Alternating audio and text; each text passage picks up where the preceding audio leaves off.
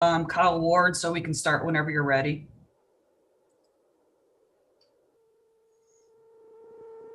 Thank you, Jennifer. I'll go ahead and call the March meeting of the Retirement and Pension Board to order. And I'll go on to item number 2, which is the determination of electronic meetings. A determination is needed by the board regarding electronic meetings pursuant to the Governor's Executive Order number 16, executed on March the 20th of 2020, extended by the Governor's Executive Order numbers 34, 51, 60, 65, 71, 73, and 78, effective through 11:59 p.m. Central Time on April the 28th, 2021, and pursuant to recommendations from the Tennessee Comptroller of the Treasury, issued on March the 20th of 2020, and other applicable laws in effect. The Governor's orders allow government agencies to amend or rescind portions of the Tennessee Open Meetings Act regarding electronic meetings in lieu of in-person attendance and participation. The Comptroller's Office recommends that boards make a determination regarding the necessity of electronic meetings for continued functions of government agencies and to protect public health, safety, and welfare during the outbreak of COVID-19. Such determination is to be placed on the record in the board's minutes. May I have a motion for this determination and to record this determination in the board's minutes? So moved. Second. There's a motion and a second on the floor. Any discussion? Seeing none, Jennifer, call the roll. Mr. Caldwell, Aye. Commissioner Jay, Aye. Commissioner Smith, Aye. Commissioner Bustler, Aye. Commissioner Ward, so far is absent. Mr. Simons, Aye. Mr. Mullinex, Aye. Ms. Samar, Aye. Mr. Snowden, Aye. and that's a unanimous vote and that motion carries. Moving on to item number 3, amendments to the agenda. You were sent an amended agenda that took a name off of item number 5, I believe. Other than that, are there any other amendments to the agenda? Seeing none, we'll move on to item number 4, approval of the minutes of the February 22nd meeting. Is there a motion? So moved. Second. Motion made and seconded. Any discussions? Seeing none, Jennifer, call the roll. Mr. Caldwell, Aye. Commissioner Jay. Aye. Commissioner Smith, Aye.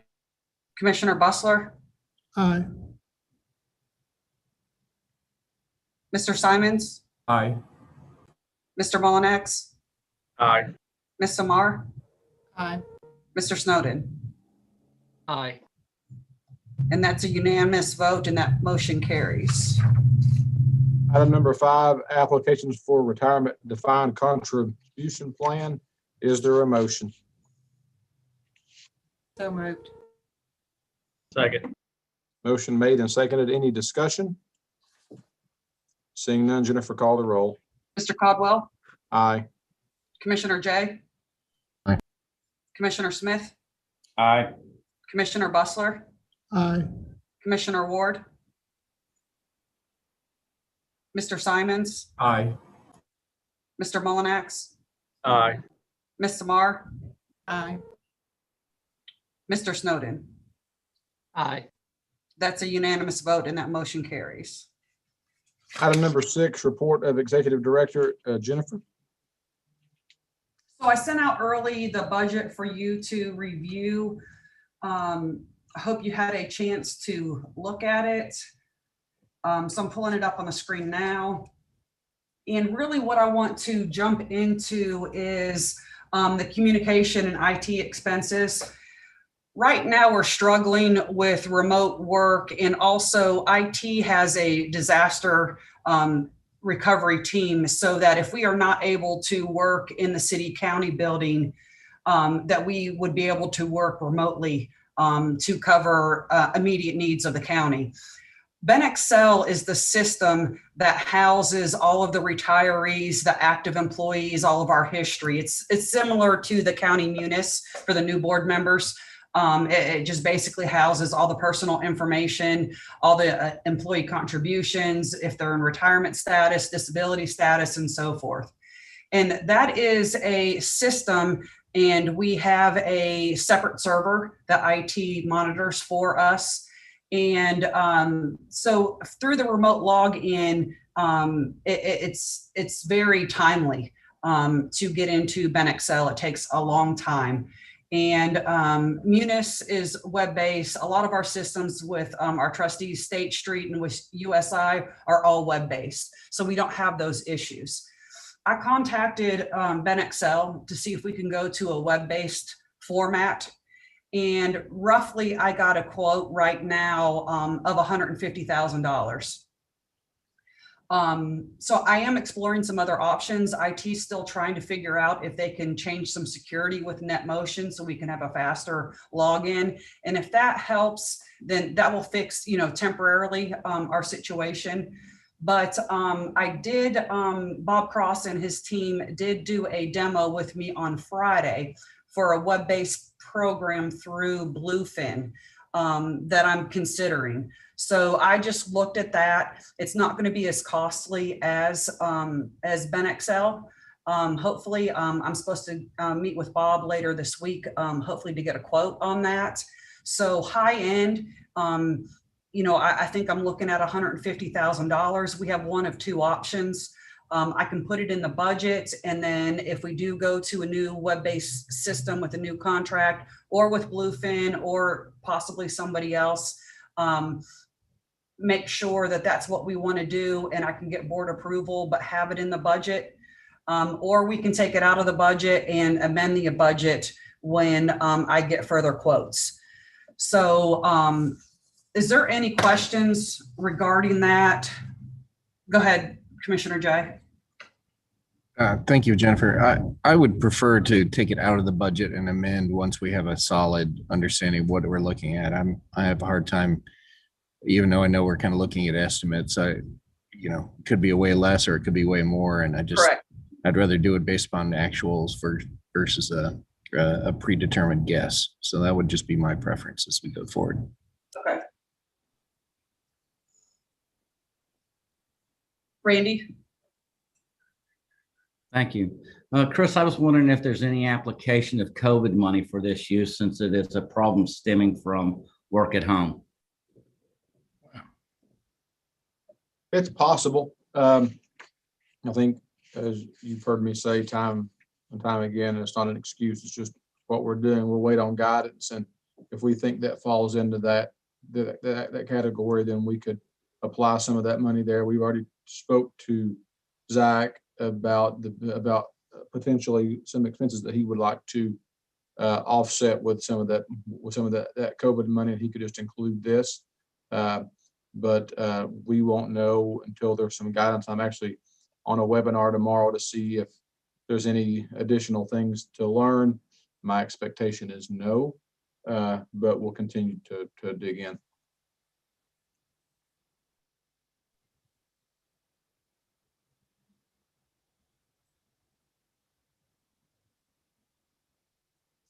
Any other questions?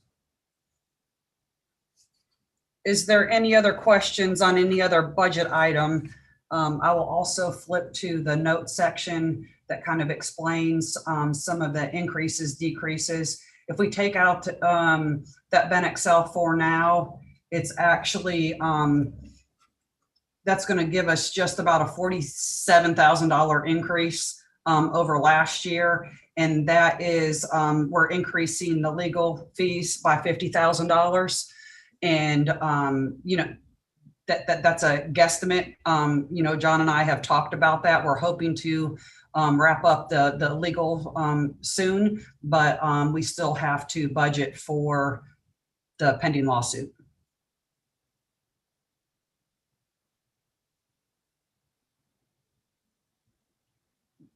Commissioner Jay, did you have a question? Yes, thank you very much. John, could you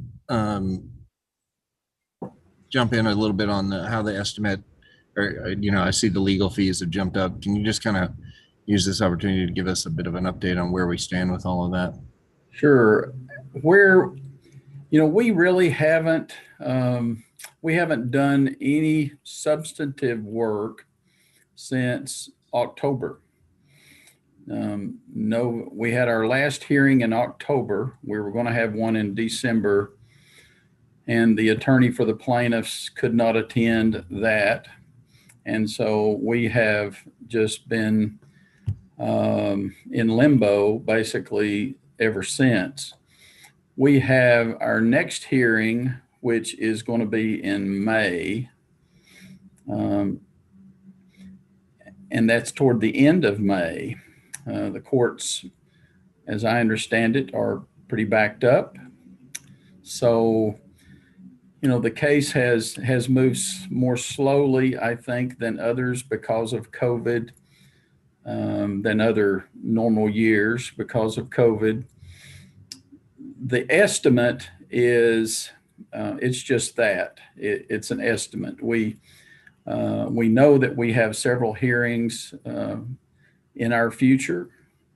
They will most likely take place this year. And so I believe that is a good conservative estimate. I hope we don't have to spend that much money, but it is there if we need it. The one thing that I know you want us to do, and that is to zealously represent our interest in that matter. And that is in our plan document. We feel like we have an outstanding case, and we have had ever since the document was created.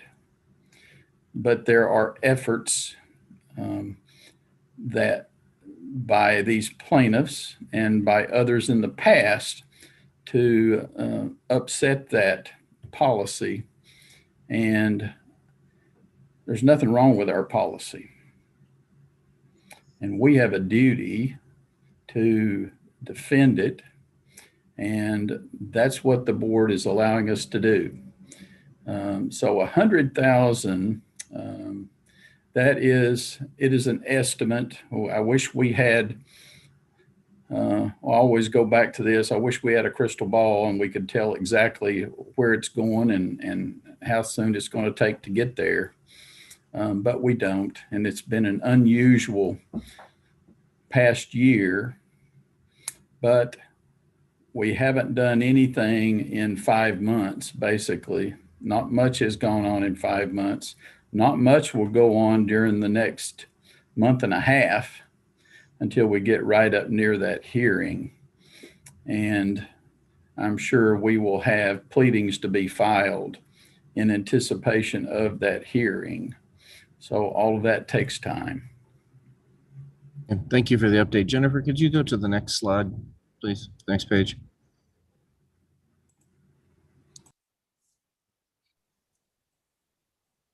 I don't want to cut off discussion if there's more people that want to chime in, but I'd be happy to offer a motion to approve minus with the removal of number 2 until further investigation, but I don't know if there's other comments, so I'll just hold back here.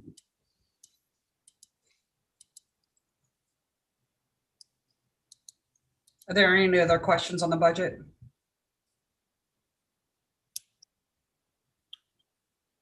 I'll then formally make a motion to approve the budget minus the line item number 2, which I believe is $150,000 to be addressed at a later date. I'll second that. There's a motion and a second. Any other discussion? Seeing none, Jennifer, call the roll. Mr. Codwell, Aye. Commissioner Jay. Aye. Commissioner Smith, Aye. Commissioner Bustler, aye, Mr. Simons, Aye. Mr. Mullinax, Aye. Ms. Samar, Aye. Mr. Snowden. Mr. Snowden. Sorry. Yeah, thank you. That's a unanimous vote. That motion passes. Anything else, Jennifer? That's all I have. Okay. Item number 7, report of investment committee. Commissioner Smith. Thank you, Mr. Chair. If you'll turn to page 20 of your packet, there you will find the DC plans. And I went way past it, so let me back up. But you can look at them. It is the summary of the returns they've had so far. You can see things are moving along pretty good. As for the defined benefits, those can be found on page 40. And I did have some questions about that.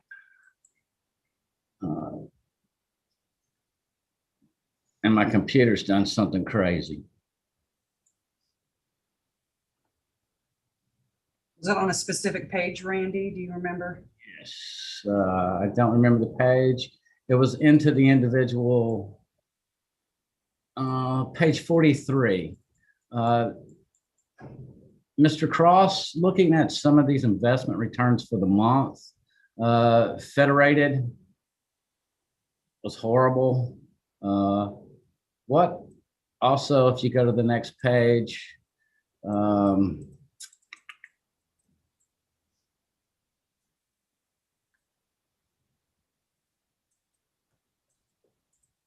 page 45. A couple down 27 and 50%. What was the event that would cause such a collapse in a month? Jennifer, is there any way you can make those a little bigger? And Ralph, are you on? Yes, I am. Thank you.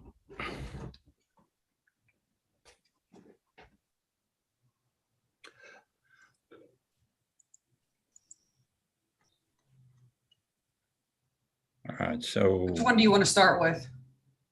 Start with Federated. Bob, can I jump in? of course, go ahead. And I believe we're looking at the Federated Hermes Government Obligation Fund. This is the new reporting system. And if I'm interpreting what you're asking, if I'm getting this correctly, there's two numbers going on. There's an absolute return number. Then there's a relative ranking. And that ranking is showing you what percentage among competitors is it sitting in. So for the Federated on the 1 month return, you'll see that there's basically about a 0% return. That put it in the 40th percentile of funds in that category.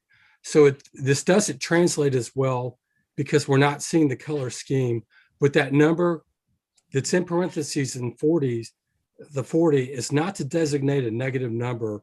This is to showing you how did it rank relative to its peers. And so when we move over from the month to the quarter, you'll see that the Federated came in the 56th, so right around halfway among their peers. On the Transamerica, just above it, for the quarter, 0.8.2%, so just a little bit under 1%, but in the top 21% of all funds. So am I understanding your question correctly then, and the numbers that you're asking about? Yeah, so these are percentile rankings. I thought, I didn't remember. It's like, whoa. So let's go to the other fund just quickly. I know you guys ladies got a lot to cover here. Which fund was that?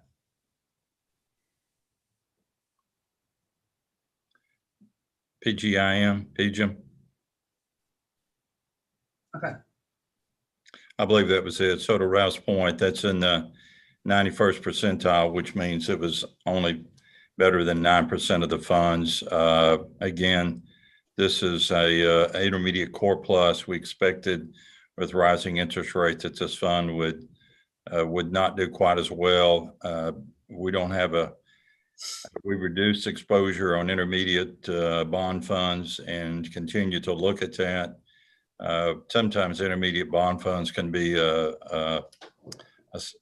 place for money to park in the event there's a flight, I'll say, to that type investment if there's a significant downturn in equity markets. So we would like to keep that fund in the portfolio, just again, a little bit of a hedge. But overall, 70 money's money, 70 basis points less than the index and other managers in that space. So it doesn't take much, as you all know, in fixed income investments for a relatively small number, relatively speaking, to make a pretty good difference in terms of the percentile ranking. But all in all, I think we're pretty pleased with the quarterly numbers. So, Bob, I'm not looking at percentiles. I'm looking at raw numbers. In a month's time, the fund went from 2.1 million to 1.5 million, a reduction of $590,000. and that's the fund, Randy? That's the federated fund for the defined benefit plan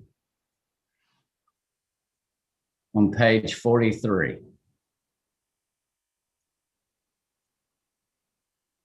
Okay, I would need to look into that. It's possible that's a fund we use for cash to make payments and so forth. So it's possible that it could be an artificial reduction, but we can get back to you, Randy, if that's okay, and the rest of the board. Okay. Look Let me into ask that. you this then, the allocation went from 89.89 to 1.97. Is that what you're saying? It's just a movement of money, not necessarily lost by the fund? Just a movement of money, right? Yes, sir. Okay. Also, I've noticed watching the talking heads on the financial shows that there's a lot more talk about move to value, something that we've been doing for a while. Bob, do you have anything else you want to add? No, thank God we were right. So again, all about the numbers. We get as much as we can, take emotion out of it. And every quarter we look at the tilt and the trend away from growth into value. And that trend seems to be accelerating. So we were a little bit early in that. We admit that, but so far so good. And it's worked out very, very well for the portfolio. And we're pretty excited about the opportunity going forward in that regard as well. Okay, thank you. I don't think we have anything else, Chris. Any other questions for Randy or Bob at this time? Seeing none, we'll move on to item number 8, report of legal counsel. We'll start with Mr. Owings. I have nothing further to add, Mr. Chair. Thank you, Mr. Owings. We'll move on to Kennerly Montgomery. Thank you, Mr. Chairman. I've got no report this month. Thank you, Mr. Mason. Moving on to item number 9, report of actuary Bob Cross. Bob, anything else? Yes, we have the projected number, or not projected, the contribution requirements for the various defined benefit plans and the disability plan. So I believe Brenda's going to bring that up, Brenda Trollope.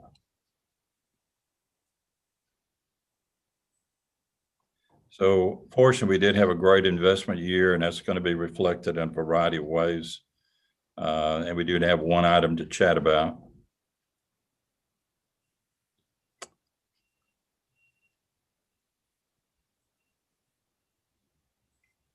Right, thank you, Brenda. So we could go to page 3. And if we could, okay, I think we can get enough of that in. So on the closed county plan, the items that will be of note, the funded percentage of accrued liability has increased to 65.3%. So that's great news. GASB funded is 62.1. GASB expense for the current year, 1968. The prior year is 3956. So a lot of times clients are just as interested, if not more interested, in the GASB expense and GASB numbers. So we can see there was a dramatic drop in the GASB expense for the closed DB plan. and contribution requirements for the current year for the closed DB dropped. Board of Education consistently 1.2, that's in the funding policy. Current year, the GASB expense in parentheses means that there's actually a positive number rather than a negative number. So it's an asset, if you will, rather than an expense. A significant change. For UOP, the GASB expense dropped from 17.3 million last year to 12. The contribution requirements for UOP increased slightly from 7.3 to 7.4. I'll chat about that in a moment. And the disability plan dropped as well. So all in all, there was a drop across the board. And when you put them all together for funding requirements, pretty consistent. Funded ratios increased, and the GASB numbers, both on expense ratios, were better, and the GASB expense dropped dramatically. So all in all, I think great news for the county. Bob, can I ask you a quick question while you're on the slide? Of course. What are the state for the GASB, like what are the, isn't there a state ratio that the threshold that's for each of these state recommended threshold? 60%. On the first one or all? Any of the defined benefit plans, yes. And I might mention one of the things that we talked about with Jennifer and also with Chris Caldwell. You cannot put the money in there, I'm sure Chris indicated to us, can't use that money for pension funding. This is the stimulus money or COVID money, a good thing that you can't. But we took a look, what if the county were to contribute another 5 million or 7.5 million, and the April board meeting will run through some of that. And it really does not make an appreciable difference. Larson will go to another couple of slides in a second, and I will elaborate on that just a little bit. Bob, just for clarity, the state percentage funding ratio doesn't apply to the disability plan. Does not, correct. Does not, Thank you, yes. Bill. Thank you. The other thing I might note is the state of Tennessee, just like the city of Knoxville, uses an actuarially assumed rate of return of 7.25%. For the Kellows County plan at a Board of Ed, we're using 7%. So if you were just artificially, we don't recommend that, were to move to 7.25, the 65.3% would bump up to 70% or so. So we are more conservative, more cautious, if you will, than the state of Tennessee. And I'm not picking on anybody, the city of Knoxville.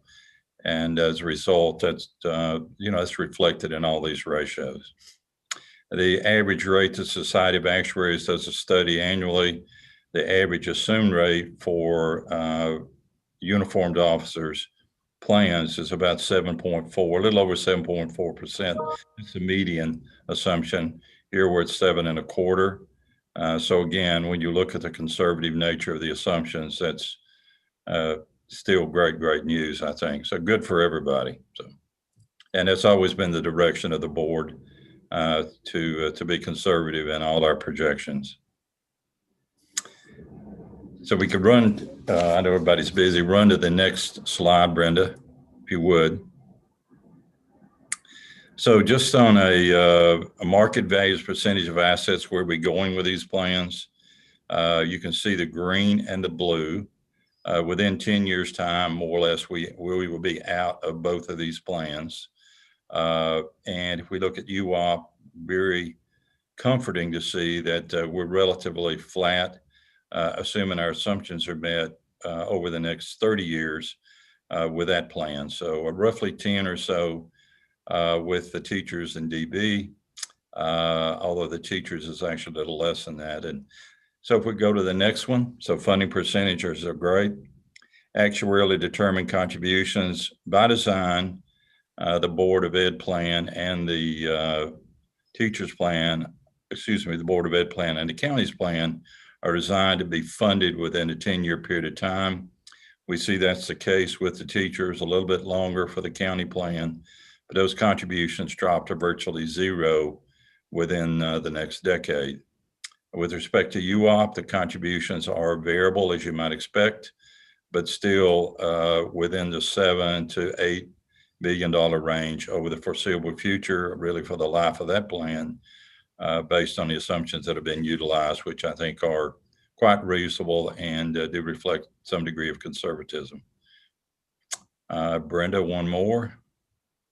GASB net liabilities are also declining over a period of time. Good news for bond issuances. Those pension liabilities are a factor when the county goes to the bond market. And Brenda, maybe one more. GASB expense drops also. There is a spike there you can see with UOP in about 5 or 6 years.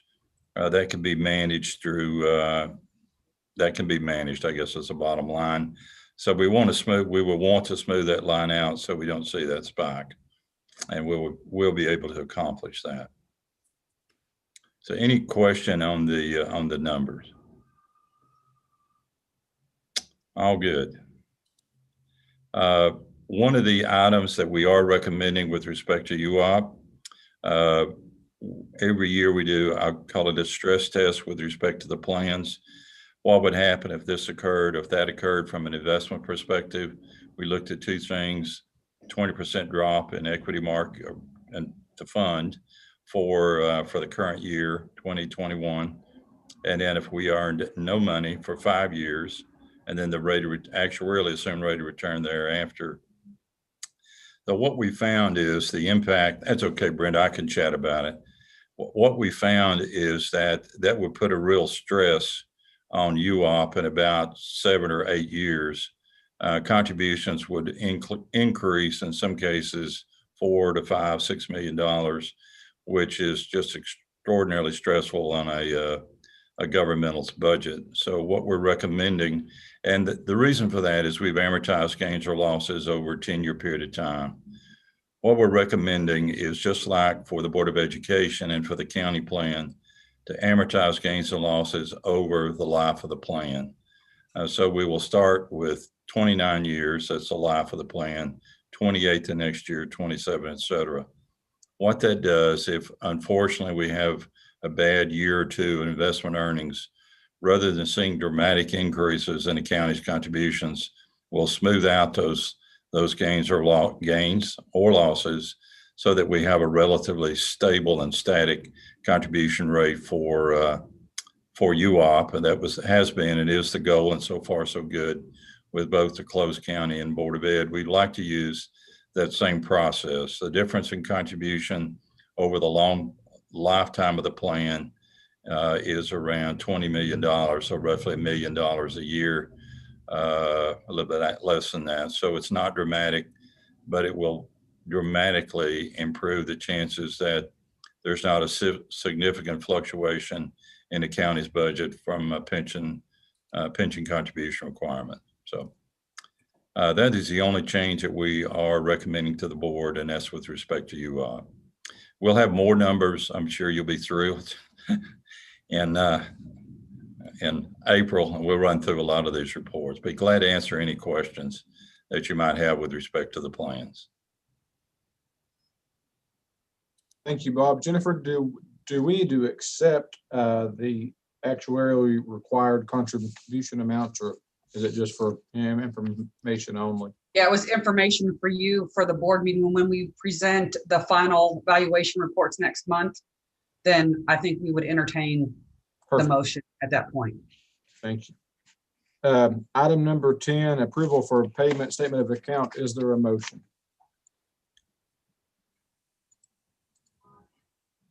So moved. So Second. moved.